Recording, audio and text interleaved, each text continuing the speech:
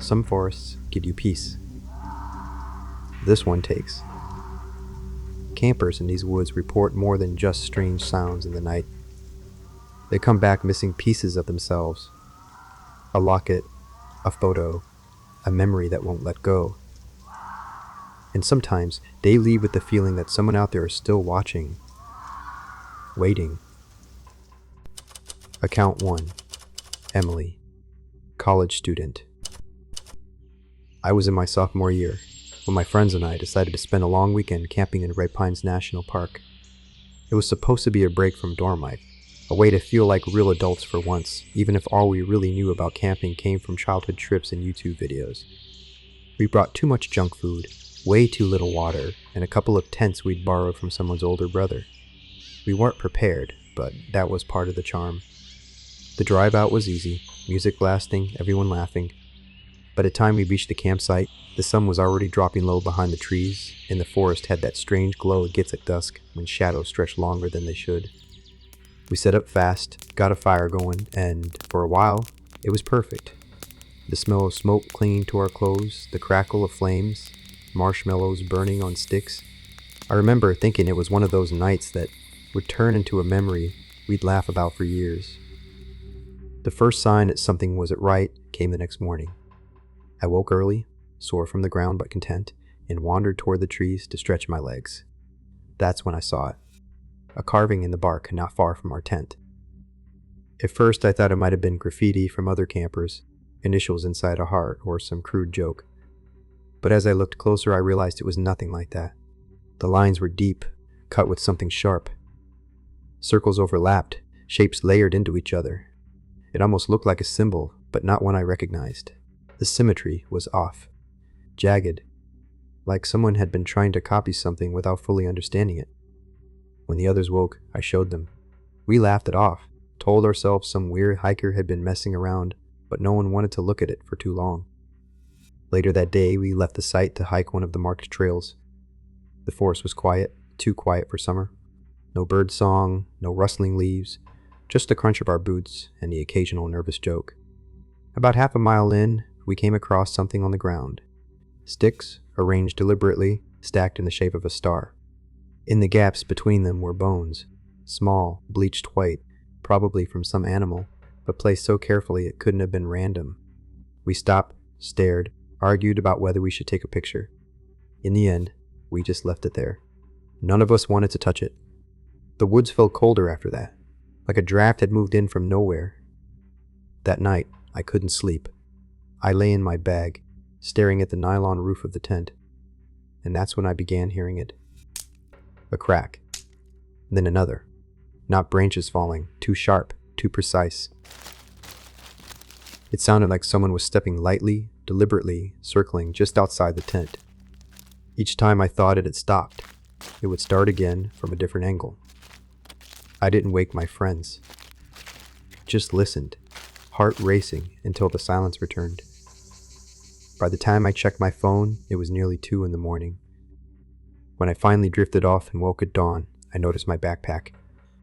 I had left it zipped, tucked against the wall of the tent. Now the zipper was wide open. At first I thought maybe one of my friends had rummaged through it for food, but when I checked, everything was still there. Chips, granola bars, my clothes, all untouched. Except for one thing.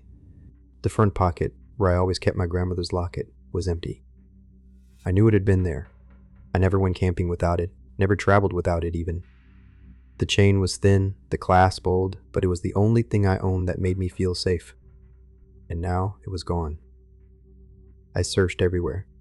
Pulled out sleeping bags, turned the tent upside down, checked the dirt outside. My friends swore up and down that they hadn't touched it, and they laughed at me for panicking. But the laughter didn't last long. The rest of the day felt different. We tried to keep our trip going, but no one had the same energy. We left the fire smaller that night, kept our voices low, listened more than we talked. Every so often, one of us would glance toward the trees, and no one ever looked for long. The next morning we packed early, shoving our gear into bags without bothering to fold it properly. On the drive out, I kept turning in my seat to look at the tree line, watching it thin as the road carried us back to the highway. Just before we left the park boundary, I saw something. A figure standing still among the trunks. Thin, upright, not moving. I blinked and a car turned, and it was gone. I never saw the locket again, and I never went back to that park. Account 2. Mark, camper. I thought camping would be good for the kids. A way to get them away from screens, teach them how to build a fire, roast marshmallows, look at the stars. My wife was skeptical. She's not much for sleeping on the ground, but I promised her it would be a family memory worth having. I picked Red Pines National Park because it was close enough for a weekend trip and had a reputation for being quiet. We arrived on a Friday afternoon, the kids bouncing in the back seat, asking about bears and ghost stories. The campsite I chose was at the edge of the designated area, not far from a stream. The kids loved it, skipping rocks, running between the trees, pretending they were explorers. It reminded me of my own childhood, when camping trips felt like entire worlds unfolding in a single patch of forest. That first evening went the way I'd hoped. We built the fire, roasted hot dogs, told silly stories. The woods were calm, and the kids fell asleep quickly. My wife and I stayed up a little longer, sitting by the fire until the flames turned to coals. When we finally crawled into the tent, the night was so quiet you could hear every rustle. Sometime around midnight, I woke up. At first I thought it was the wind, but then I realized it was footsteps. Slow, deliberate, circling the tent. My wife stirred too, whispering that maybe it was a deer. I wanted to believe her, but the sound was too heavy, too measured. A deer doesn't stop and start like that. The kids mumbled in their sleep, and that's when I heard my daughter's small voice. "Daddy, someone's outside." I told her it was nothing, told her to go back to sleep, but my stomach was tight. The steps continued for another minute, then faded. I lay awake for hours waiting for them to return. By morning, I tried to laugh it off.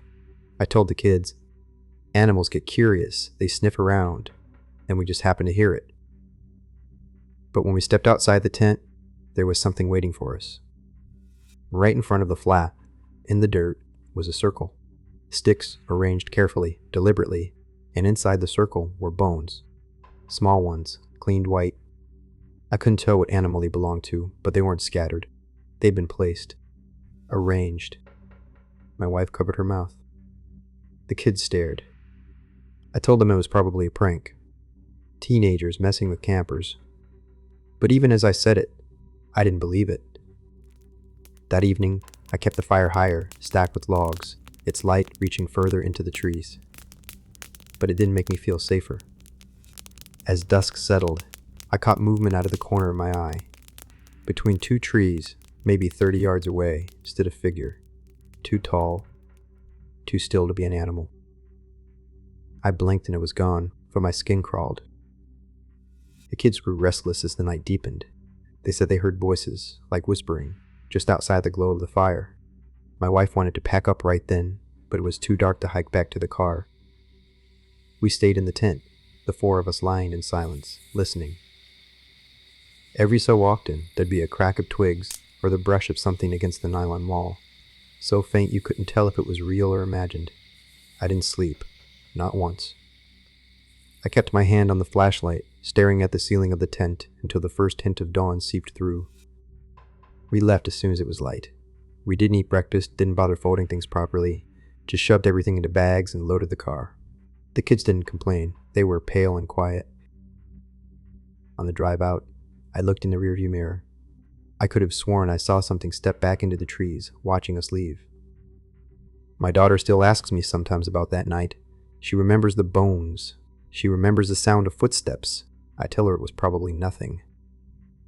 But I know better. Something out there wanted us to know we weren't welcome. Account 3. Rachel, solo hiker. I like hiking alone. Most people don't understand that, but for me it's peaceful.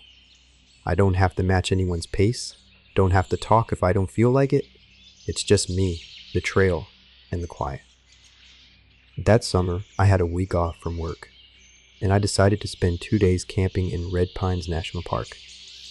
I'd never been before, but the maps looked straightforward, and I figured it would be no different than the other parks I'd explored. The first day was fine, hot, but manageable. I hiked for a few hours, set up camp near a marked trail, and ate a small dinner by the fire.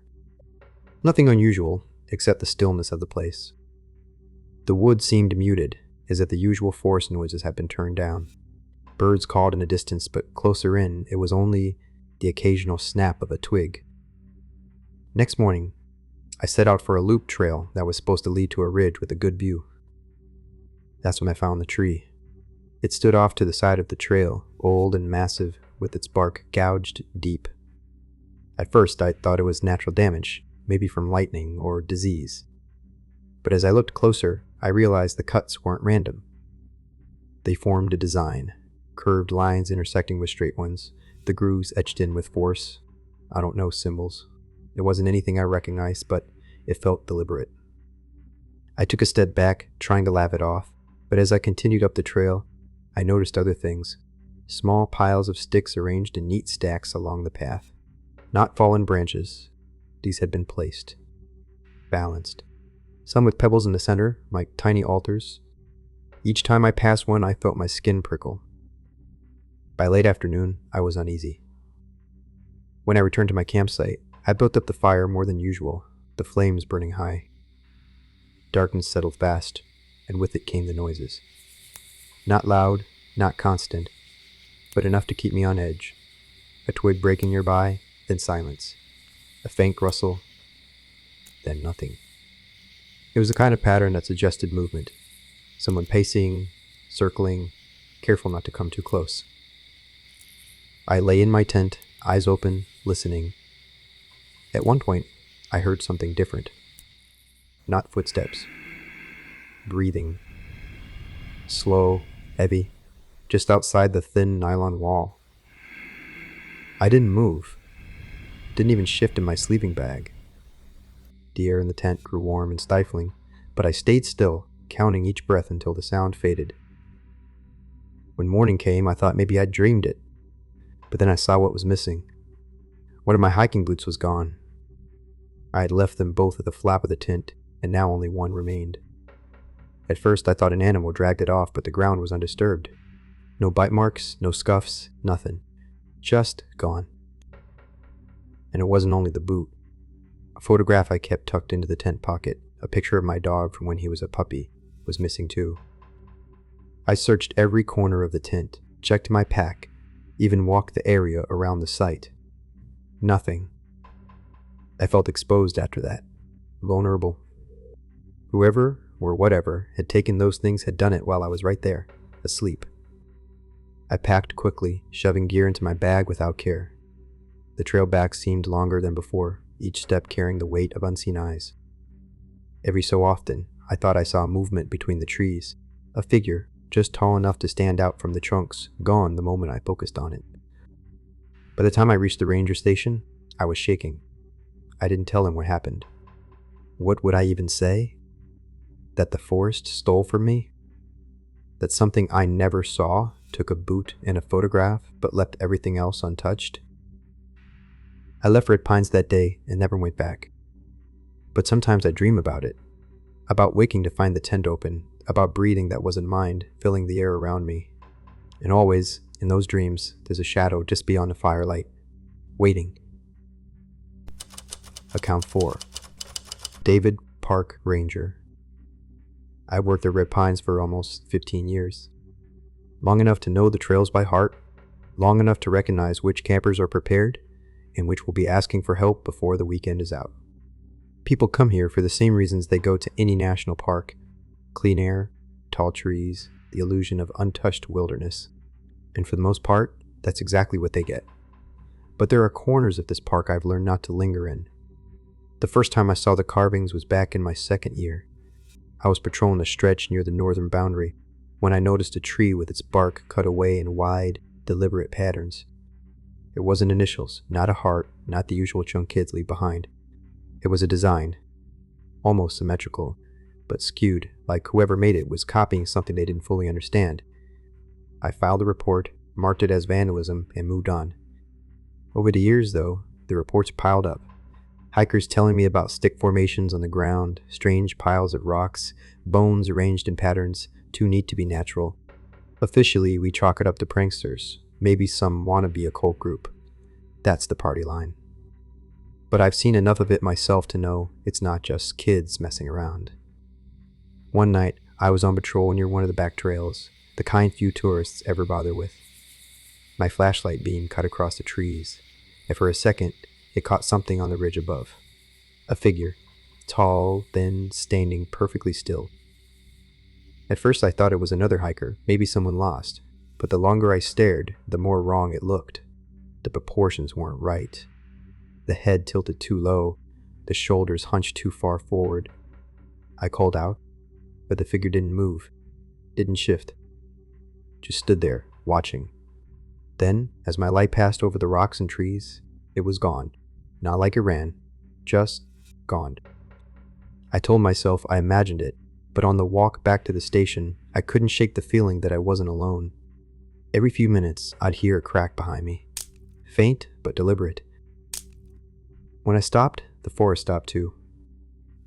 Later that week, I came into the station early in the morning. Sun barely up, coffee in hand. Sitting on the steps was a bundle.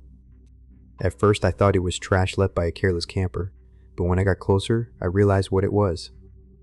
Sticks, bound together with twine, arranged into a crude figure, a doll, if you could call it that. Its arms crooked, its head bent too far to one side. No one admitted to leaving it. No one even claimed to have seen it. I threw it away, but it didn't make me feel any better. I've never told the visitors about what I've seen. It's my job to keep people calm, to keep them safe. But the truth is, I don't know how safe anyone really is in these woods.